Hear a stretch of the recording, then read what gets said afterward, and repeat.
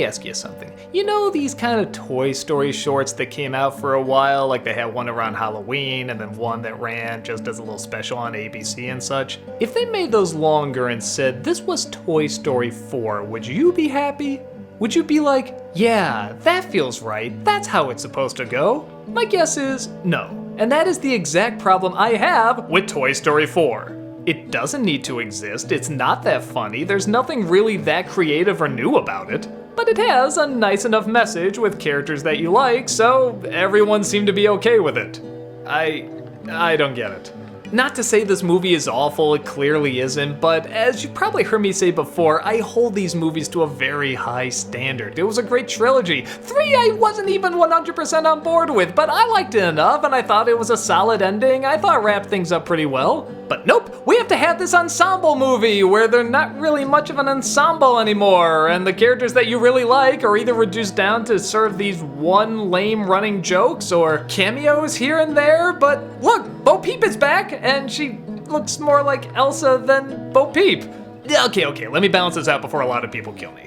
The movie starts out actually really solid, not just from an animation standpoint. I mean, my God, looking at this and just thinking back to the first film, I can't believe how far they've come. But in terms of story, we see Woody saying goodbye to Bo as she's going to be given away. And it's actually a very kind of panicky, anxiety-provoking scene. It's like the last time you're gonna see someone, he didn't know it was gonna happen, and he's trying to figure out if he goes with or does he stay behind, and it's really, really well done. I was actually like, holy smokes, I may actually love this. And for a while, the movie continues on that path. You see, Woody and the toys are fitting in pretty well with the new owner, but Woody's discovering he's not #1 toy anymore. Yeah, I haven't seen that yet. But it's different than just ego this time. Now it's feeling more like self-worth. Who does he look after? Who does he help? What is his importance? Well, their owner makes a brand new toy out of a spork that she calls Forky, who's so confused about his existence, he keeps confusing himself for trash and keeps trying to go in the trash. That's actually really funny. But Woody tries to tell him he's a toy and has this great responsibility to be by his owner. Give credit that the whole movie wasn't about this. Everybody thought I was gonna go this route. Like, no, I'm not a toy, I'm just garbage. No, you're something special, depends on your point of view, blah, blah, blah. I'm glad they don't do that. It would have been bad, it just would have been too obvious. Woody and the new toy get separated though. Gee, haven't seen that yet. And they come across a new place with all sorts of creepy bad toys. Gee, haven't seen that yet. And they're led by this one toy who looks sweet but is actually diabolical and has an evil plan. Haven't seen that? Yeah, okay, you get the problem. But here's something brand new, an old character we already know. Bo Peep comes in to save Woody as it looks like she's really enjoying her time not having an owner anymore. She considers herself a lost toy and doesn't really see any problem with that. Woody, on the other hand, can't quite figure out what he is, almost in the same way Forky can't figure out what he is, and hey, what happened to the other toys? Oh yeah, they're over there. Buzz has a running joke about listening to his inner voice, and so he pushes a button and he keeps trying to do what it says, even though it's just like 5 sayings, and yeah, that's stupid. Jessie does a few things, sometimes. The Potato Heads have some recordings from the other movies, because, you know, the voice actors are dead. I forget if Slink has a line. But looky here, they have to escape this dangerous pet, which again, haven't seen that before, but this one's really creepy. Actually, it's not. It's just a normal cat. I mean, God, can't you just make it either super cute or super scary? I mean, do something with this, something to stand out, something to justify your existence. How ironic is that? The whole film is about justifying your existence while it's barely justifying its existence. All of this I would be more forgiving of if it was either A, really funny, or B, poignant enough that it needed to exist. I don't think it's either.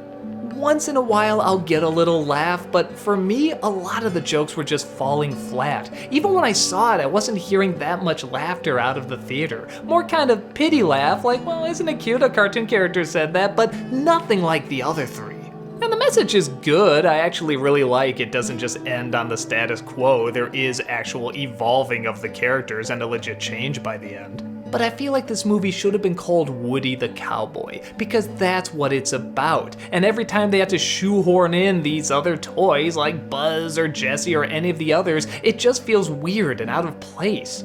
If they changed the title, pushed them to the sidelines and really upped the comedy, then maybe I would see this as a legit good film. I mean, one of my big complaints in Toy Story 3 was they just got rid of Bo off screen. It kind of seemed insulting, and now here she is, and she has an interesting personality, and arc, and backstory, and cool. Doesn't tie into the rest of the toys much like the other movies did. I mean, don't get me wrong, I know Woody's the main character and Buzz kind of is too, but there was this feeling of appropriate shared time. Like, not everybody got the exact same amount of time, but you remember the lines that Mr. Potato Head said, you remember the lines that Slinky said, you remember these characters because they left such an impact. If I saw this movie without seeing the other three, I wouldn't remember Potato Head, I wouldn't remember Slink, I don't even know if I'd remember Jessie. The one scene I thought really elevated it, not just as a Toy Story movie, but as a Pixar movie too, is the scene where the villain doll finds this lost child, and I won't go too much into it, but it's actually pretty deep and kind of profound. It actually had a lot of layers to it, which I felt the Toy Story films did. It's a short, simple scene, but it really speaks on a lot of levels, and I was really wishing the rest of the movie would do that. So yeah, I guess it starts off strong and ends pretty strong, but everything else just feels unneeded. And I know what you're thinking, come on, just relax, it's a kid's film, it's Toy Story, you're not supposed to think that deep about it, but the makers thought that deep about it. They did with the first one, the second one, and the third one. And this one, I'm sure they did, but they clearly didn't make it because they wanted to, because the story had to continue. They made it because we need another Toy Story.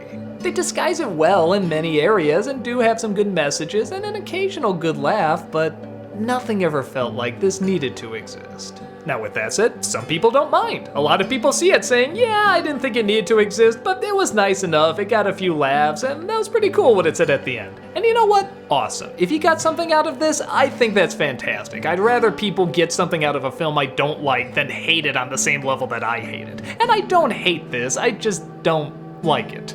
If this movie really moved you, continue to let it move you. But me personally, I'm putting this one back in the toy chest.